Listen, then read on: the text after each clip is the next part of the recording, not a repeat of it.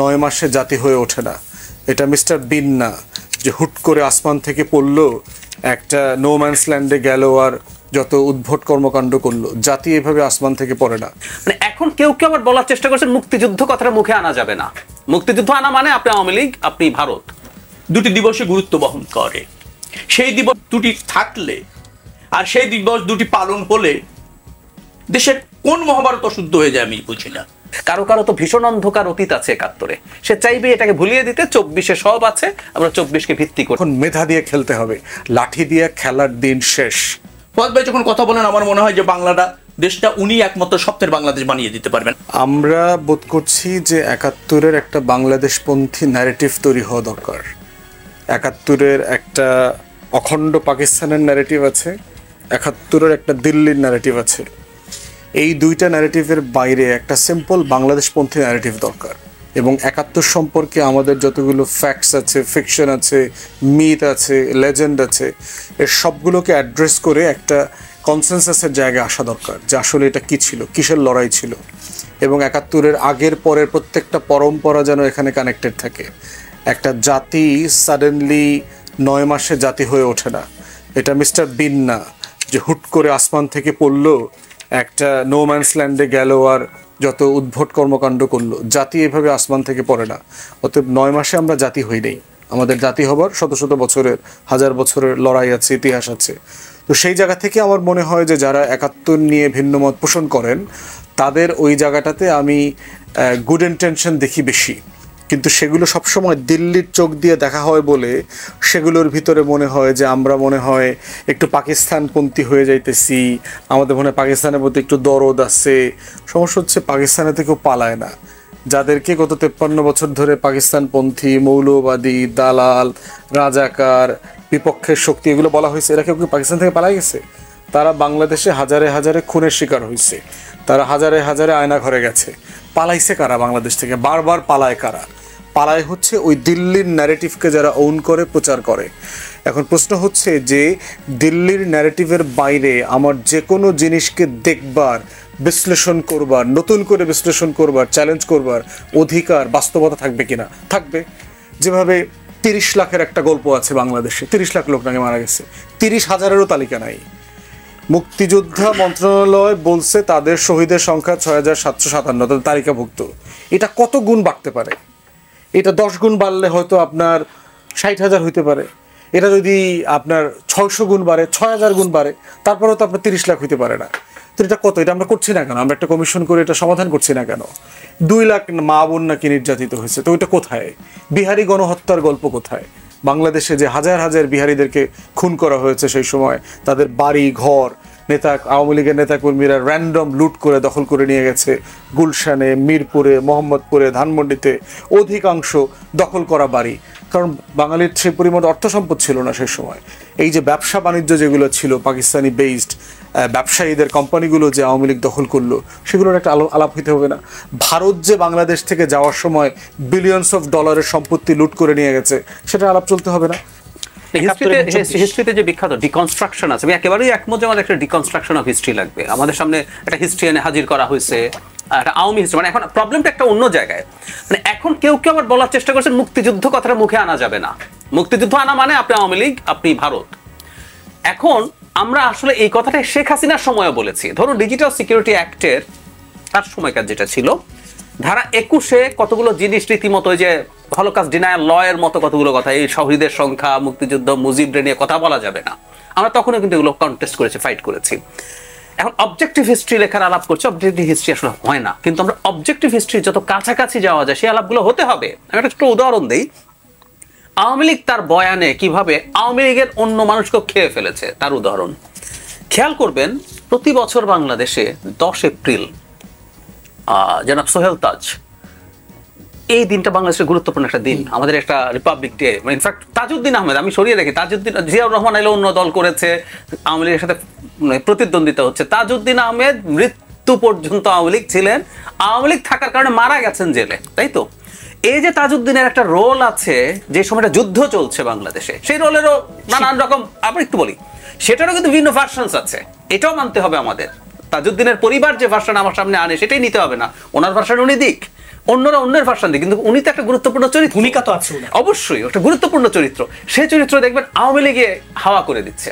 So আমরা আসলে এটা করতে হবে, কিন্তু ৭১ মুখে তোলা যাবে না, এটা আওয়ামী লীগ তুলেছিল বলে এই ন্যারেটিভটাকে কন্টেস্ট করতে হবে, এটা সবচেয়ে জরুরি ব্যাপার।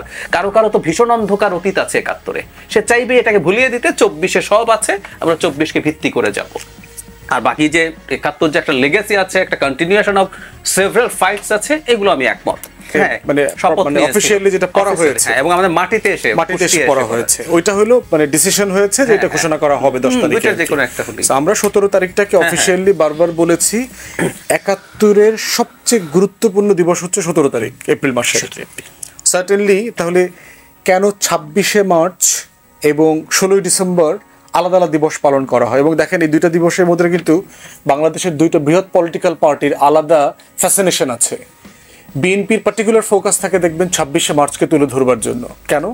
কারণ হচ্ছে শহীদ প্রেসিডেন্ট জিয়াউর রহমান সেদিন স্বাধীনতা ঘোষণা করেছেন, অতএব তার এখানে স্টেক আছে। আবার দেখেন ১৬ই ডিসেম্বরে আওয়ামী লীগ মনে করে তার একটা স্টেক আছে, কারণ প্রবাসী সরকারের নেতৃত্বে দেশ স্বাধীন হয়েছে এবং যৌথ বাহিনীর কমান্ডের কাছে পাকিস্তানি বাহিনী ফোর্স সারেন্ডার করেছে। তাহলে গুরুত্বপূর্ণ প্রশ্ন হচ্ছে যে ইতিহাসকে রিভাইজ করবার জায়গাতে তাহলে আমাদের মধ্যে এই তর্কটা কি কখনো আসবে কিনা যে আসলে আমরা ৭১কে ঘিরে একটা জাতীয় দিবস পালন করব? কারণ দিন শেষে লড়াইটা কি? আমি ২৬ তারিখে যা চেয়েছি, শহীদ প্রেসিডেন্ট যেটা অ্যানাউন্স করেছেন, ১৬ তারিখে যেটা হয়েছে, অথবা যারা ভিন্ন ভিন্ন দিবসে বিজয় দিবস মনে করেন, এই সবগুলোর কালেকটিভ অ্যাসপিরেশন, আকাঙ্ক্ষাটা কি? আমি একটা রাষ্ট্র চাই, আমি একটা প্রজাতন্ত্র চাই, একটা রিপাবলিক চাই, যেটা আমার স্বাধীনতার ঘোষণাপত্রের আকাঙ্ক্ষাতে বলা ছিল যে আমি একটা ডেমোক্রেটিক রিপাবলিক চাই, যেখানে সাম্য, মানবিক মর্যাদা, সামাজিক সুবিচারের ভিত্তিতে একটা গণতান্ত্রিক এথোসের ভিত্তিতে রাষ্ট্র চলবে, সমাজ চলবে। সেটা হচ্ছে আমার আকাঙ্ক্ষার জায়গা। তাহলে কোনটা বেশি গুরুত্বপূর্ণ? আমার আকাঙ্ক্ষাটা বেশি গুরুত্বপূর্ণ, না এই আকাঙ্ক্ষা বাস্তবায়নের যে অনেকগুলো স্টেশন আমি পার হয়ে এসেছি সেটা আমার গুরুত্বপূর্ণ? আমার গন্তব্যটা বেশি গুরুত্বপূর্ণ, না যেই যেই বাড়ির উপর দিয়ে আমার বাস, আমার লঞ্চ, আমার ট্রেন আসছে সেটা বেশি গুরুত্বপূর্ণ? প্রত্যেকটা গুরুত্বপূর্ণ। তাহলে প্রশ্ন হচ্ছে যে আমি আসলে কোনটা পালন করব, কোন জায়গাটাকে আমি তুলে ধরব? এই জন্য দেখবেন যে আমাদের এই মুক্তিযুদ্ধের দলীয় খণ্ডিত ইতিহাসের মাঝখানে যেটা হারিয়ে গেছে সেটা হচ্ছে রিপাবলিক হবার লড়াইটা। এই জন্য প্রত্যেকবার যে আমার আজাদির লড়াইতে ফিরে আসতে হয়, আমার ৯০-এর ফর্মে ফিরে আসতে হয়, 111-এর ফর্মে ফিরে আসতে হয়, ২৪-এর ফর্মে ফিরে আসতে হয়, কারণটা কি? কারণ ৭১-এর মূল লড়াইটা যেখানে ছিল, এই লড়াইটা আমার ৪৭-এর লড়াইয়ের কন্টিনিউশন। আমি সেদিনও লাহোর প্রস্তাবের ভিত্তিতে একটা রিপাবলিক চেয়েছিলাম। পাকিস্তান রাষ্ট্রটা আসলে কে বানিয়েছে? বানিয়েছে তো পূর্ব বাংলার, পূর্ব পাকিস্তান, আজকের বাংলাদেশের মুসলমানরা এবং নিম্নবর্ণের হিন্দুরা মিলে, বাঙালি মুসলমান এবং বাঙালি নিম্নবর্ণের হিন্দুরা মিলে। আজকের পাকিস্তানিরা কিন্তু পাকিস্তান বানায় নাই। তাহলে আমার তৈরি করা রাষ্ট্র ৪৭-এ, সেটা কেন আমি ৭১-এ ছুঁড়ে ফেলে দিলাম? আমার ৭১-এর আকাঙ্ক্ষাটা বারবার কেন আমাকে নতুন করে রিভিউ করতে হয়, রিনিউ করতে হয়? এবং ২৪-এর গণ অভ্যুত্থানের প্রত্যেকটা স্টেশনকে যদি আপনি দেখেন, এইটা ৭১-এর সাথে জড়িত, এটা ৪৭-এর সাথে জড়িত, এটা আমার প্রত্যেকটা আজাদির লড়াইয়ের সাথে জড়িত। ১৭৫৭ বলেন, ৯৩ বলেন, প্রত্যেকটা জায়গায় ছিল। অতএব সেই জায়গায় এই খণ্ডিত ইতিহাসের জায়গা থেকে একটা হোলসেল ইতিহাসে জাতিকে যেতে হবে, এবং এই কম্প্রিহেন্সিভ জায়গায় না যাওয়া পর্যন্ত আপনি যে ঐক্য অনৈক্যের আলাপ তুলছেন সেটার মীমাংসা করা যাবে না। ফরাদ ভাই যেভাবে বলছেন, বাংলাদেশের সৃষ্টির সময় দুটি জিনিস মানে দিবস আছে, একটা হচ্ছে গৌরবময় শুরু ২৬শে মার্চ, আরেকটা হচ্ছে সাফল্যময় শেষ ১৬ই ডিসেম্বর। একটা নতুন দেশ তৈরি হয়েছে, স্বাধীনতা শুরু হয়েছে, স্বাধীনতা শেষ হয়েছে, দুটি দিবস আছে, দুটি দিবসে গুরুত্ব বহন করে। সেই দিবস দুটি থাকলে আর সেই দিবস দুটি পালন হলে দেশের কোন মহাভারত অশুদ্ধ হয়ে যায় আমি বুঝি না। আর ১৭ই এপ্রিল প্রজাতন্ত্র দিবস পালন করলে বাংলাদেশ ধন্য হয়ে যায় কিনা, পৃথিবীতে সবচেয়ে সমৃদ্ধ হয়ে যায় কিনা, সব সমস্যার সমাধান হয়ে যায় কিনা, আমার বোধোদয় নয়। একটা নেশন কি কি বিষয়ে একমত থাকবে আর কোন কোন জায়গাতে তার হালাল দ্বিমত থাকবে? একমতের জায়গা থাকতে হবে হচ্ছে আমার স্বাধীনতার প্রশ্নে, আমার সার্বভৌমত্বের প্রশ্নে, আমার আত্মমর্যাদার প্রশ্নে, আমার জাতীয় স্বার্থের প্রশ্নে, আমার বিদেশ নীতি, আমার প্রতিরক্ষা নীতি, মোটা দাগে এই 5-6টা বিষয়ে জাতির across the platform from right to left যেই মাযহাবের রাজনীতি করুক না কেন, তাকে এই বিষয়ে কোনো দ্বিমত করা যাবে না। যখনই সরকার পরিবর্তন হোক, ফরেন পলিসি ডিফেন্স পলিসিতে কোনো সরকার কোনো দল হাত দেবে না। অতএব সেই জায়গাটা হচ্ছে একমতের ফ্রেম। দ্বিমতের ফ্রেম কোথায়? এর বাইরে সবাই সব কিছুর সাথে দ্বিমত করতে পারবে, ওইটাই হলো ডেমোক্রেসি। যে আপনি ওটা কীভাবে ডেলিভার করবেন, আপনি ওই জায়গাটাতে কোনটা বেটার কোনটা ভালো না। যেমন ধরেন বিএনপির পক্ষ থেকে বলা হয়েছে তারা তাদের নেক্সট টেনিওরে একটা $1 ট্রিলিয়ন ইকোনমি করবে। আমাদের এটা এখন 400 বিলিয়ন 450 বিলিয়ন ডলার আছে, এইটা এটা করবে। তারা বলেছে তারা 1 থেকে 2 বছরের ভিতরে 15 মিলিয়ন জব তৈরি করবে, তাই না? 15 মিলিয়ন বলছে তো 15 মিলিয়ন জব মানে 1.5 কোটির মতো জব আর কি ধরেন। এখন আমরা কিন্তু এটাকে প্রশ্ন করছি যে এটার ফিজিবিলিটি কতটুকু। ধরেন বিডার চেয়ারম্যান বলছে যে আগামী 1-2 বছরের ভিতরে 15 থেকে 20,000 জব তৈরি হবে। তাহলে যে ইনভেস্টমেন্ট নিয়ে ডিল করছে, বিদেশি এফডিআই কোম্পানিগুলোকে ডিল করছে, সে বলছে 15 থেকে 20,000 জব তৈরি করা যাবে। গ্লোবালি ম্যাচিওর ডেমোক্রেসিতে দেখেন একটা কোয়ার্টারে 3-4 মাসে আমেরিকা 2.5 লাখ 2 লাখ জব তৈরি করতে পারে। তাহলে আমরা আসলে জব তৈরি করার স্পেস কোথায়? তাহলে গণতন্ত্রের জায়গা থেকে কী করতে হবে? আমাকে বিএনপির এই পজিশনটাকে চ্যালেঞ্জ করতে হবে যে কিভাবে করা সম্ভব, এটা একটা রোডম্যাপ দেন যে আপনি কোন কোন সেক্টরে কিভাবে কোন প্রসেসে কোন লেভেলের জব তৈরি করে এই 15 মিলিয়ন জব তৈরি করবেন। আপনার 5 ইয়ার্স টেনিওরে $400 বিলিয়ন ইকোনমি, যেটা আমার 53-54 বছরের অর্জন এবং এটার ফাউন্ডেশন শহীদ প্রেসিডেন্ট জিয়াউর রহমান তৈরি করে দিয়েছে, এটাকে আপনি 5 বছরে কীভাবে 1 ট্রিলিয়নে নেবেন? এই প্রশ্নটা আমার করতে পারতে হবে এবং রবিউল ভাইটা এটাকে ওয়েলকাম করতে পারতে হবে যে হ্যাঁ আমি তো এতটুকু বলেছি, এতটুকু আমাকে বলতে হবে। তাইলে আমি যখন নির্বাচনের আগে যাব জনগণের কাছে, আমাকে এই বাকি ব্যাখ্যা বিশ্লেষণ নিয়ে যেতে হবে যে এই সেক্টরে এই জায়গাতে এই প্রসেসে কোন কোন লেভেলের জব আমি তৈরি করব, দক্ষ, আধা দক্ষ, অদক্ষ, শ্রমিক, হাইলি স্কিল, কোন মানের কত টাকার জবের স্যালারি আমি তৈরি করব এবং এটা করতে আমার কি চ্যালেঞ্জ আছে, সেগুলোকে কীভাবে অ্যাড্রেস করব। এই বিতর্কটাকে আমার গণতন্ত্রের কেন্দ্রে আনতে হবে এবং এটাই হচ্ছে হালাল বিতর্ক। এবং এই প্রসেসের মধ্য দিয়ে একটা দল আর একটা দলকে better argument, better reason, better logic, better data and statistics এইটা দিয়ে তাকে পরাজিত করতে হবে। এবং রাজনীতিটা যখন এই প্রতিযোগিতাতে আসবে তখনই একটা দেশ কন্টিনিউয়াসলি ডেভেলপ করবে, কারণ তখন মেধা দিয়ে খেলতে হবে, লাঠি দিয়ে খেলার দিন শেষ। আপনি সিম্পলি কাউকে পিটাবেন, মারবেন, কেন্দ্র দখল করবেন, এই সোশ্যাল মিডিয়ার জমানায় মানে এইটা জাস্ট আধা ঘন্টা 1 ঘন্টার ব্যাপার। সারা দুনিয়া জানবে যে আপনি কি করতেছেন না করতেছেন। আমরা জানতেছি না সবাই, এনসিপি সরকারে আছে, সরকারে নাই, উপদেষ্টারা কি করতেছে, দিন রাত বিএনপি বলতেছে না, অ্যাডভাইজারদের দোষ ত্রুটি নিয়ে কথা হচ্ছে, কে কবে রিজাইন করবে, কে কবে কি দুর্নীতি করছে, এগুলো নিয়ে কথা বলছে না। তারপরে ক্ষমতা থেকে চলে গেলে আরও অনেক ইনফরমেশন বের হবে না, বের হবে। সকল উপদেষ্টার আমলনামা, সেফ এক্সিট চাইছে কিনা এগুলো বের হবে। আবার এই সেফ এক্সিটের আলোচনাটা কেন রাজনৈতিক দল তুলছে, কে কোথায় ঠিকাদারি পায় নাই, এই আলোচনাও তো আসবে। একটা সিটি কর্পোরেশন থেকে একটা দলের নেতা 16 কোটি টাকার ঠিকাদারি পায় নাই, তো এখন প্রশাসকের সরায় ফেলো, এই মেয়র ভালো না, এই মেয়র হিজবুত তাহরির করে। আরে ভাই, মেয়র হিজবুত তাহরির করে একদিন মনে ছিল না তোমার? তুমি কন্ট্রাক্টারই পাও নাই, ঠিকাদারি পাও নাই বলে এখন হঠাৎ করে মনে হইলো যে এই মেয়র হিজবুত তাহরির করে। তাহলে এই যে প্রত্যেকটা জিনিসের একটা স্বচ্ছ রাজনীতির জায়গায় যদি না আসি, তর্ক বিতর্কের মধ্য দিয়ে যদি রিজলভ না করতে পারি, তাহলে দেশও এগোবে না, দলও এগোবে না। পুরাতন রাজনীতি আগামী দিনে চলবে না। নতুন জায়গায় মনস্তত্ত্বে বদলে গেছে মানুষ। অতএব আমরা সবাই পলিটিক্যাল পার্টি আমাদের সবার যার যার জায়গা থেকে এই মেরিট বেস মেরিটোক্রেসির পলিটিক্সটাকে অবশ্যই এমব্রেস করতে হবে।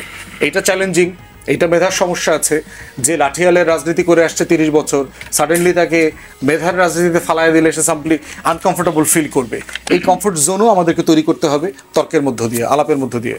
জি, শেখ রবিউল আলম, এই যে পুরনো রাজনীতি আর এদেশে চলবে না, এই জায়গাটি আপনি একটু মানে বিএনপি যেহেতু পুরনো রাজনৈতিক দল, যে পুরনো রাজনীতি যদি না চলে, বিএনপির সামনের দিনে কোন রাজনীতি চিন্তা করছেন? আপনি বলছেন বিএনপি পুরোনো দিনের রাজনীতি না, বিএনপি বিদ্যমান পরিস্থিতি, সম্ভাব্য পরিস্থিতি, পরিবর্তিত পরিস্থিতি রাজনীতি করছে। এই সংস্কারের কথা বললেন, 31 দফা কারা অনুধাবন করলো, কারা অঙ্গীকার করলো, কারা 31 দফা কোন প্রক্রিয়া বাস্তবায়ন করবে, তার রূপরেখা তো করেছেই এবং তার বিস্তৃত ভাবে জনগণের কাছে বিএনপি উপস্থাপন করছে। তাহলে আগামী দিনের যে রাজনীতি, সেটা তো বিএনপি ধারণ করছে। এই যে সংস্কারের যে প্রয়োজন ছিল সবার আগে উপলব্ধি করছি, এবং সংস্কারে সহযোগিতা করে একমত হয়েছে। একসময় বলা হয়েছে বিএনপি সংস্কার চায় না, আলোচনা করে যখন বিএনপি সংস্কারের ব্যাপারে একমত হলো, এখন দেখি যারা সংস্কারের প্রবক্তা দাবি করতেন তারাই চান না, তাদের সই করতে অনীহা, বা তাদের ধরেন এই জায়গায় দ্বিমত। আবার অনেকে ওখানে একমত হয়ে বাইরে এসে বলছেন না সব জায়গায় পিআর চাই নতুন করে, আবার সিগনেচার উইথড্র করবো। আমরা যখন রাজি হলাম তখন সবার গোত্র দাও, আর আমরা যখন সঠিক পথ দেখালাম তখন বললাম আমাদের চায় না। এখন এটা আমরা মানি, কারণ আমরা বড় দল, সম্ভাব্যভাবে ধরেন জনগণ যদি রায় দিতে পারে আমরা মনে করি যে আমাদের ক্ষমতায় যাওয়ার সম্ভাবনা অনেকের চেয়ে বেশি, এটা মনে করি আমরা, কারণ আমরা জন আকাঙ্ক্ষা ধারণ করছি, জনগণের পাশে আছি, জনগণের উপর আস্থা রাখছি, সব পরিস্থিতিতে জনগণের সাথে ছিলাম, অতীতে আছি, থাকবো, এটা জনগণ মনে করে। যার ফলে সব রাজনৈতিক দলই চাইবে বিএনপি কে বিট করতে। আপনি 100 মিটার দৌড়ে আমি যদি এক স্টেপ এগিয়ে যাই, পিছনে সবাই কিন্তু চাইবে ওই এক স্টেপ অতিক্রম করার জন্য। আমরা এটাকে ইতিবাচকভাবে দেখি। ফওয়াদ ভাই যখন কথা বলেন আমার মনে হয় যে বাংলাটা দেশটা উনি একমাত্র স্বপ্নের বাংলাদেশ বানিয়ে দিতে পারবেন। আমার ওনার ওই কথা বলার জায়গা আমার সমর্থন রয়েছে, কিন্তু সেটা যদি ফওয়াদ সাহেবরা করতে চান কি করতে হবে? জনগণের ম্যান্ডেট তো নিয়ে আসতে হবে। আপনি এখানে বসলে বললে তো হবে না, এবং আপনি যা করতে চান তা জনগণের সমর্থন পেতে হবে। সেটি ছাড়া তো আপনি এটা করতে পারছেন না। করতে পারবেন ওই মেয়াদ আপনার দিবস নিয়ে বলছিলাম, আমরা কিন্তু এটা গণ অভ্যুত্থান করলাম, ফ্যাসিবাদের পতন ঘটালাম, সেটাতেও 3টা দিবস পালন করতে গিয়েছিলাম, প্রতিষ্ঠিত করতে গিয়ে 16ই জুলাই একটা হবে, আরেকটা হবে 5ই আগস্ট, আরেকটা আবার নতুন সরকার হয়েছে 8ই আগস্ট। মানে একটা গণ অভ্যুত্থান কেন্দ্র করে 3টি দিবস কিন্তু রাষ্ট্রীয়ভাবে ঘোষণা করতে গিয়েছিলাম কয়েকদিন আগে। সেখানে একটা দেশ পেয়েছি, সেখানে 2টি দিবসকে নেগেটিভ ভাবে দেখার কোনো সুযোগ নেই।